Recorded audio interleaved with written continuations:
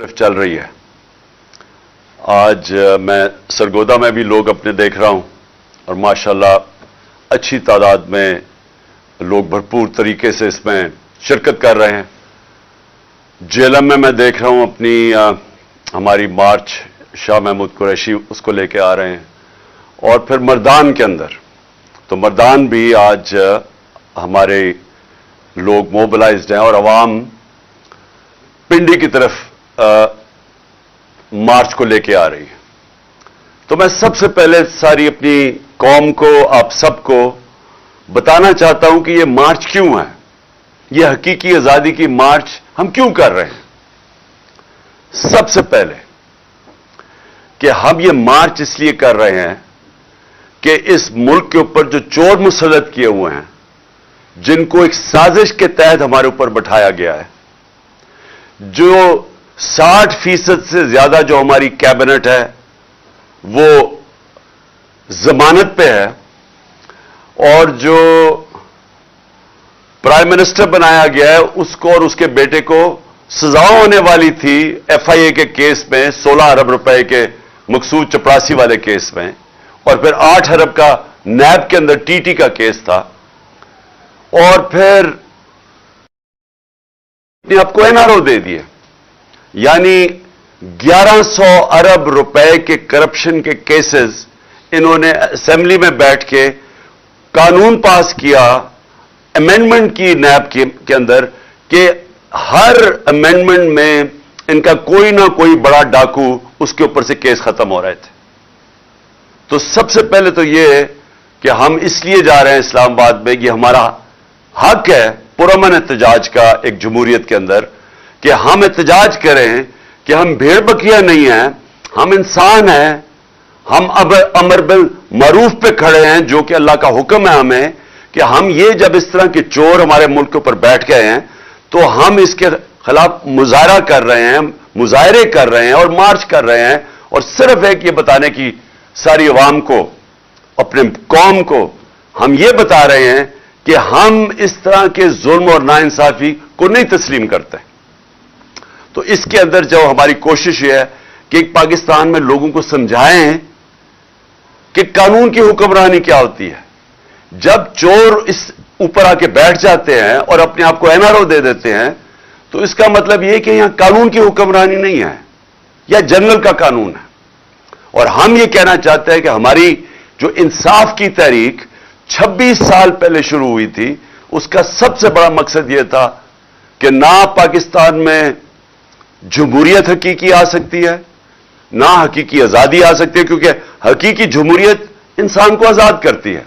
वो आ ही नहीं सकती जब तक रूल ऑफ लॉ ना हो, कानून की हुक्मरानी ना हो, इंसाफ ना हो। और फिर खुशहाली नहीं आ सकती पाकिस्तान में, किसी भी दुनिया के मुल्क में, जिस मुल्क के अंदर रूल ऑफ लॉ, इंसाफ ना हो।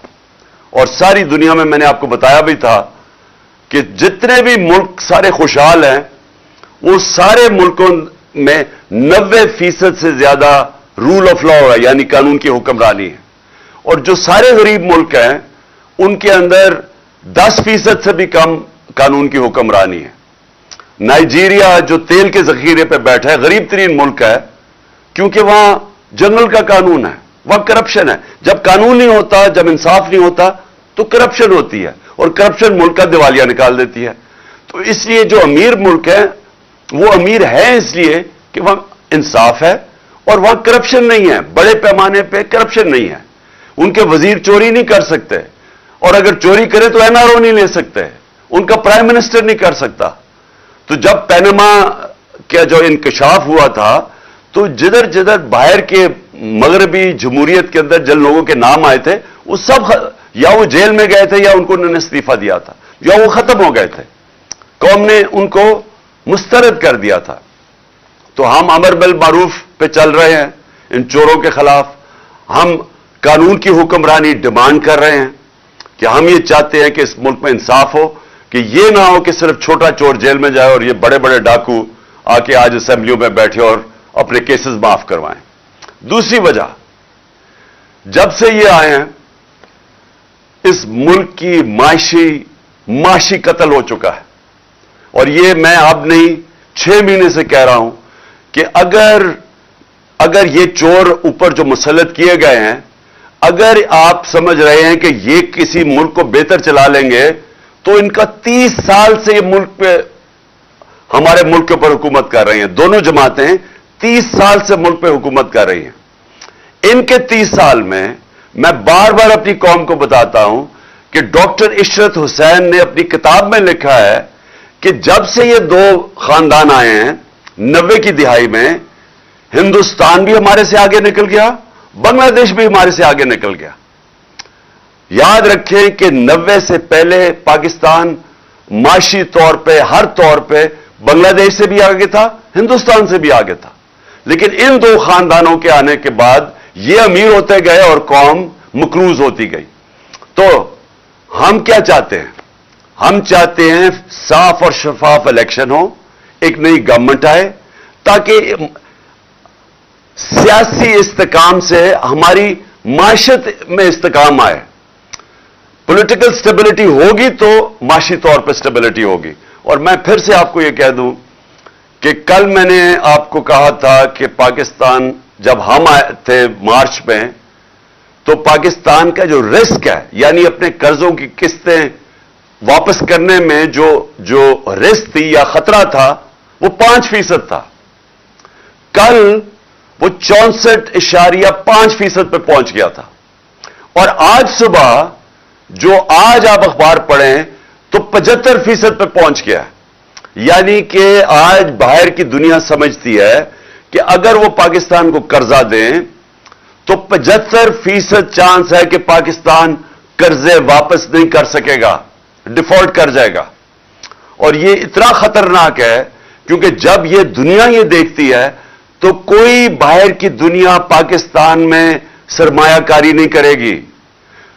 कोई भी कमर्शियल बैंक्स बैरूनी पाकिस्तान को कर्जे नहीं देंगे। और अंदर भी जब लोगों को यह खतरा हो कि पाकिस्तान डिफॉल्ट पे जाएगा, तो डिफॉल्ट का मतलब फिर मैं आज आप सबको बता दूं, उसका मतलब यह है कि अगर हम अपने कर्जों की किस्तें वापस नहीं करते तो बाहर से सारा डॉलर आने खत्म हो जाएंगे। और डॉलर जब कम हो जाएंगे, और जब वो कम होंगे तो डॉलर की कीमत ऊपर चली जाएगी, रुपया गिर जाएगा। और जब रुपया गिरेगा तो इस मुल्क में एक और तूफान महंगाई का आएगा। तेल, बिजली, पेट्रोल, जितनी चीजें बाहर से मंगवाते हैं वो सब महंगी हो जाएंगी, हर चीज महंगी हो जाएगी। तो एक तो महंगाई आएगी और गुर्बत बढ़ेगी। दूसरा, अगर आज मैं सरमायाकारी करना चाहता हूं तो मैं सोचूंगा कि क्यों मैं अपना पैसा किसी कारखाने में लगाऊं जबकि मैं वो उसी पैसे का डॉलर खरीद लूं, क्योंकि रुपया तो नीचे जा रहा है और डिफॉल्ट की तरफ जा रहा है। इसलिए यह खतरा है। और इसलिए जरूरी यह है कि हम इस मुल्क में साफ और शफाफ इलेक्शन करवा के पाकिस्तान को इस दलदल से निकालें जिसमें हम बड़ी तेजी से कुपते जा रहे हैं। तो ये फिर से याद रख ले कि कल हमारा डिफॉल्ट की जो रिस्क थी वो थी 64.5%। फिर से कि जब हम आए थे, हम जब आखिर में थे, हमारी जब हुकूमत जाने लगी थी तो वो 5% थी। कल 64.5% पे थी और आज 75% पे है। कि और लोग समझ रहे हैं कि पाकिस्तान की माइशत डूबती जा रही है और वो उसमें इतनी ताकत ही नहीं कि अपने कर्जों की किस्तें वापस कर सके। तो इसलिए भी इस मुल्क को निकालने के लिए एक ही रास्ता है, इलेक्शंस। और हमें पता है कि इलेक्शंस क्यों नहीं होंगे जल्दी, क्योंकि नवाज शरीफ खास तौर पे और जरदारी दोनों डरे हुए हैं कि अगर आज इलेक्शंस होंगे तो ये हार जाएंगे। तो इन्होंने जो बाय इलेक्शंस अभी हुए हैं तो 75% बाय इलेक्शन तो तहरीक इंसाफ जीत गई है। इसके बावजूद को इनको पूरी मदद थी इलेक्शन कमीशन की, इनको पूरी मदद थी स्टेट मशीनरी की, इनको मदद थी एस्टैब्लिशमेंट की, उसके बावजूद ये हार गए। तो आज ये डरे हुए हैं कि अब इलेक्शन में हम कैसे जाएं। लिहाजा अपने आप को बचाने के लिए ये मुल्क को तबाही की तरफ लेके जा रहे हैं।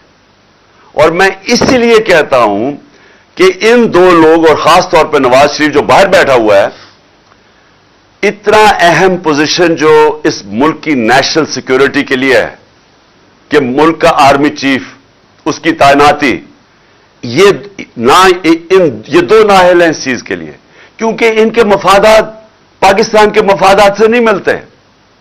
نواز شریف تو باہر بیٹھا ہوا ہے, پیسے باہر ہیں, بچوں نے برطانیہ پاسپورٹ لے لیا ہے, ان کی بڑے بڑے محلات ہیں, ان کی بزنسز باہر ہیں.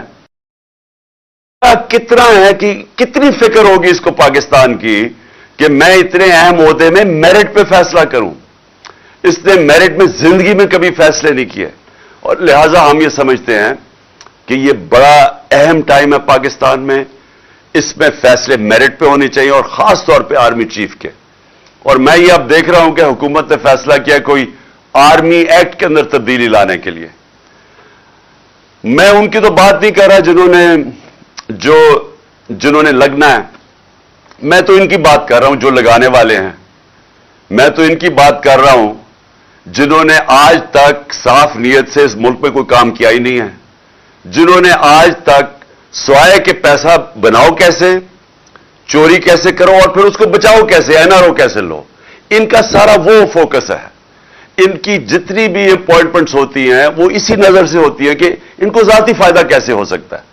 تو اگر یہ فیصلہ کر رہے ہیں اور آرمی ایکٹ میں چینج لے کے آ رہے ہیں, مجھے خطرہ یہ ہے کہ یہ اپنے آپ کو اپنے مفادات کے لیے, یا یہ سمجھتے ہیں کہ ہمیں فائدہ اس میں یہ اداروں کو نقصان پہنچا رہے ہیں. انہوں نے پنجاب پولیس تباہ کی, عباس خان IG کی 1993 کے اندر.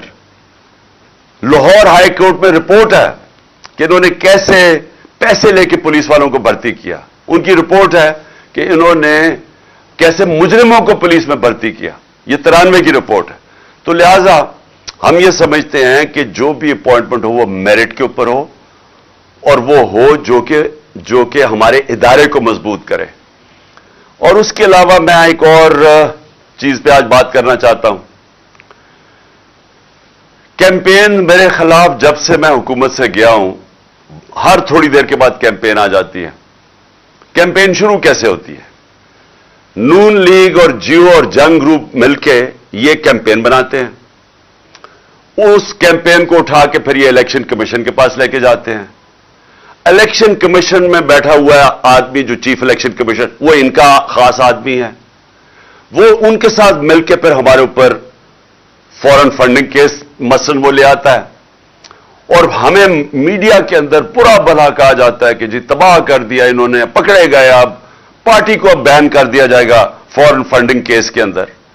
اور ہم بار بار اپنی ساری صفائیاں پیش کرتے ہیں. ہم اپنی سارے جو فورن فنڈنگ کے اندر جو انہوں نے نام لیا تھا, اس کے اوپر جن لوگوں نے ہمیں پیسے دیے ان کے نام دیتے ہیں. 40,000 کے جو ہمارے ڈونرز ہیں ان کے نام دیتے ہیں, اور یہ ہے 10 سال پرانی چیزیں. ہم سارا ریکارڈ دیتے ہیں, اس کے باوجود وہ کوئی نہ کوئی چیز اٹھاتے ہیں, FIA کو ہمارے اوپر چھوڑ دیتے ہیں, کسی طرح ثابت کرنے کی کوشش کرتے ہیں کہ انہوں نے کوئی غلط کام کیا. تھوڑی پہلے پروپیگنڈا کرتے ہیں, پھر کہتے ہیں کہ جی پھر پتہ چل رہی ہے یہ فورن فنڈنگ تو تھی نہیں, اب جی پروہیبٹیو فنڈنگ آ گئی ہے, اور اس کے بعد وہ کیس اپنے پاس رکھ لیتے ہیں. تو پہلے تو وہ چلتا رہتا ہے, اور پھر یہ توشہ خانہ سے ہم نے آ جاتا ہے, وہی الیکشن کمشنر اس کو اٹھا دیتا ہے. یہ نہیں پتا کہ نیب کے اندر کیس پڑے ہوئے ہیں نواز شریف, یوسف رضا گیلانی اور آصف زرداری کے. 4 گاڑیاں انہوں نے نکالی, 4 بڑی بڑی مہنگی گاڑیاں توشہ خانہ سے نکالی. وہ نیب میں کیس ہے, اور کب ہے؟ 10 سال پرانا کیس ہے, اور وہ کیس پڑا ہوا ہے. ان کو کوئی نہیں پوچھتا. وہ بالکل غیر قانونی ہیں, کیونکہ آپ گاڑی نکال ہی نہیں سکتے توشہ خانہ سے. مجھے بھی ایک گاڑی ملی تھی, آپ نکال ہی نہیں سکتے. اور جو نکال سکتے چیزیں اس کا ریکارڈ ہوتا ہے, آپ پیسے جو بھی اس کی فارمیلٹی ہوتی ہے. اب انہوں نے توشہ خانہ اٹھایا ہوا ہے. میرے وکیل نے ان کی ساری چیزیں آیا, ایک ایک چیز کا جواب دیا. اب انہوں نے ایک نیا کام کیا. کل انہوں نے وہی جو کمبینیشن جیو نون لیگ, اور اس کے بعد انہوں نے ایک فراڈ کو پکڑا. یعنی اگر آپ نے کوئی غلط کام کرنا ہے تو اس میں بھی کوئی عقل ہونی چاہیے. لیکن یہ اتنے بیوقوف ہیں, کیونکہ مجھے جرائم پیشہ لوگ ہیں یہ. انہوں نے بیٹھ کے جس آدمی کو لے کے آئے, وہ سوشل میڈیا نے سارا بتا دیا کہ وہ ایک بھاگا ہوا ہے ناروے سے, اس کے اوپر کتنے کیسز ہیں, اس نے पाकिस्तान की FIA ने उसके ऊपर केसेस थे, यहां मांगने की कोशिश की, यानी उसकी पूरी तारीख है। उस फ्रॉड को इन्होंने कहा कि जनाब पूरा एक प्रोग्राम किया कि उसने कहा जी इमरान खान की घड़ी और इतनी महंगी बिक गई। और मैं इनकी अकल पे हैरान हूं कि वो सारा केस, वो जो रसीद है वो तो पड़ी हुई है तोशाखाना के अंदर, यानी कि कितनी घड़ी बिकी है वो सब कुछ है, रिकॉर्ड अवेलेबल है। और इन्होंने पूरा प्रोपेगेंडा कैंपेन की। तो मैंने फैसला किया है कि मैं अब पहले मैंने तो उसके ऊपर भी करनी थी, फॉरेन फंडिंग के ऊपर भी। इस इलेक्शन कमीशन ने मेरे पर डाला कि इमरान खान को पता होते हुए कि ये गलत फंडिंग है, उसके बावजूद इसने उसकी इजाजत दी। मैं तो उसके ऊपर भी, इसके ऊपर इलेक्शन कमीशन के ऊपर मैंने हर्जाना करना था। लेकिन मैं आज अफसोस से ये कहना मुझे पड़ता है कि हमारा जो इंसाफ का निजाम है उसमें मुझे उम्मीद नहीं है कि मुझे कोई मिलेगा, इंसाफ मिलेगा। लिहाजा इस बारी मैंने क्या किया, मैं ये जियो ग्रुप के खिलाफ लंदन में अब केस कर रहा हूं। मैंने वकील से भी बात कर दी है। मैं इसके ऊपर लंदन में केस करूंगा, और वो इसलिए करूंगा कि मैं वहां लंदन में हमारी रजिस्टर्ड चैरिटीज है जिसका मैं सरबराह हूं, नमल यूनिवर्सिटी और शौकत खानम की। और क्योंकि इन्होंने ये वहां भी चलता है, तो उधर मैं अब इनके ऊपर केस करूंगा कि ये जो मेरे ऊपर इन्होंने जो मेरी किरदार कुशी की है, अब ये वहां जवाब देंगे, क्योंकि हम पैसे इकट्ठे करते हैं शौकत खानम के लिए और नमल के लिए। तो लिहाजा मैं लंदन में भी केस करूंगा। ये जो शख्स है, ये जो फ्रॉड है, इसके ऊपर मैं दुबई में भी केस करूंगा, और इनके ऊपर, ये जियो के ऊपर दुबई में भी केस करूंगा, और पाकिस्तान में भी केस करूंगा। और मैंने फैसला किया है कि अब हम इनको इसलिए अदालत में लेके जाएंगे कि हम साबित करेंगे कि इनका जो तौर तरीका है, ये जो जियो ग्रुप है, ये इस मुल्क के अंदर प्रोपेगेंडा करता है। ये जो जियो ग्रुप है, इसका मकसद इस मुल्क के अंदर आजादी सहाफत नहीं है। ये इसको अपने मीडिया ग्रुप को इस्तेमाल करता है, ये एजेंडाज के लिए इस्तेमाल करता है। ये जो इन्होंने आदमी को पकड़ा और जो दुबई में ये जो सारा दुबई से और ये जो प्रोग्राम किया है, अगर ये दयानतदारी से सहाफत करते तो इनको पता था कि ये फ्रॉड आदमी है। कभी एक आदमी, जिस आदमी की क्रेडिबिलिटी कोई नहीं है, उससे तुम 10 दफा सोचते हो कि उससे ही आप उसके नाम पे ये प्रोग्राम कर रहे हो। तो अगर आप ईमानदारी से सहाफत करते, अब कभी ऐसे गवाह को नहीं लेते। लेकिन इन्होंने उसको पूरी तरह, उस प्रोग्राम को ऐसे बनाया, उस गवाह को, कि जैसे वाकई ये सच है। तो इसलिए अब मुझे कम से कम बरतानिया की अदालत को तो मुझे पता है, क्योंकि मैंने वहां एक केस लड़ा हुआ है।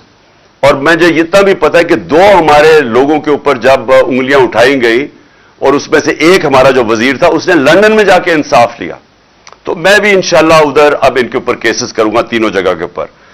और मेरा जो आखिर में जो मेरी फिर से अपने सुप्रीम कोर्ट के चीफ जस्टिस साहब से बड़ी रिस्पेक्टफुली, ऑनरेबल चीफ जस्टिस से फिर मैं अपील करता हूं कि 5वें दिन हो गया हमारे सेनेटर्स और हमारे पार्लियामेंटेरियंस कोशिश कर रहे हैं कि केस हमें इंसाफ मिले। और इंसाफ किसे मिले कि अगर पाकिस्तान का जो नंबर 1 इन्वेस्टिगेटिव जर्नलिस्ट अरशद शरीफ, इसके लिए हमें इंसाफ चाहिए। क्योंकि जो भी हुआ, पता चलाना चाहिए कि किसने धमकियां दी और उसको बाहर भिजवाया, क्यों इसकी जान खतरे में थी, ये कौन सा इतना बड़ा मुल्क से गद्दारी कर रहा था कि इसकी जान खतरे में और इसको मुल्क से बाहर जाना पड़े। और फिर किसने फिर इस कोशिश की दुबई से इनको वापस लाने की, तो उसको कीनिया जाना पड़ा।